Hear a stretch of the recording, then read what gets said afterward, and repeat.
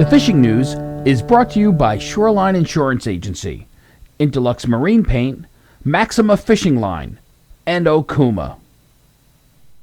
Hey folks, Fred Golofaro here for the Fisherman's Video Fishing Forecast, and we're definitely in summer mode, and there's lots of good fishing all around the island. There's good fluking, there's lots of sea bass, porgies still, good striped bass fishing. The offshore scene's really heated up, a lot of bluefin tuna around the offshore wrecks.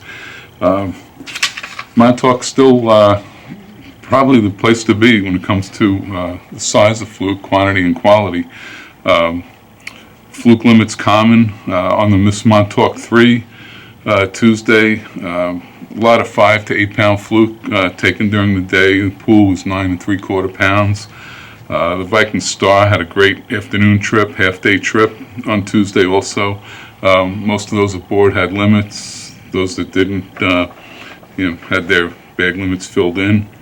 The highlight of that trip was 11-year-old Anthony McBride, who landed a doormat of 11.25 pounds. Way to go, kid.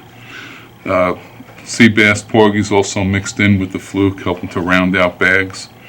Bass fishing still hot in Montauk. The My Joyce had a lot of bass so far this week. They had them up to 48 pounds. So you really have your choice when it comes to getting in on the action in Montauk. South Shore wrecks, really good sea bass action. Pretty much everybody filling their 3 fish bag limit. Plenty of porgies mixed in also, and some fluke even when you're focusing on the sea bass. The ocean fluking's improved quite a bit, especially down to the west. But the South Shore bays have had a lot of good fluke action too the last few days. Seems like a new body of fish moved into Moriches Bay and Great South Bay.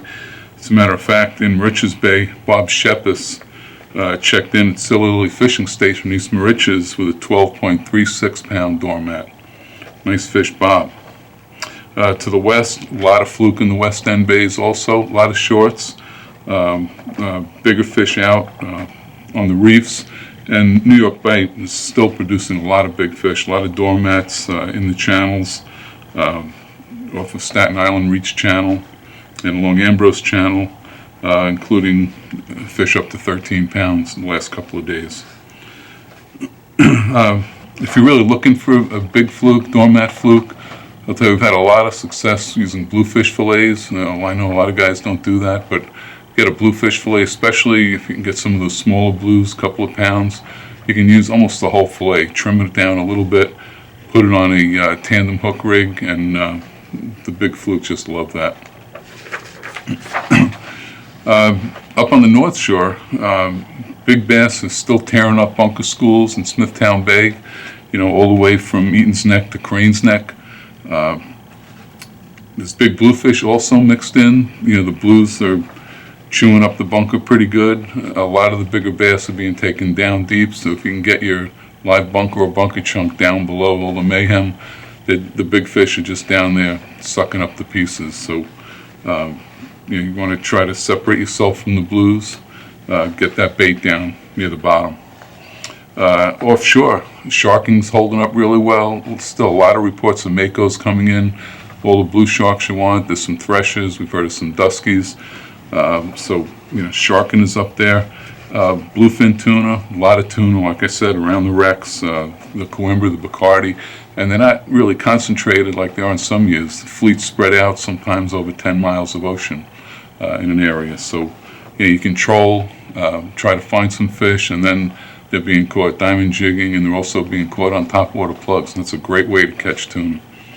The bigger fish, most of the bigger fish anyway, are being caught at first light early in the morning. Some bigger fish spread out during the day, but a lot of the daytime action is on the smaller bluefins.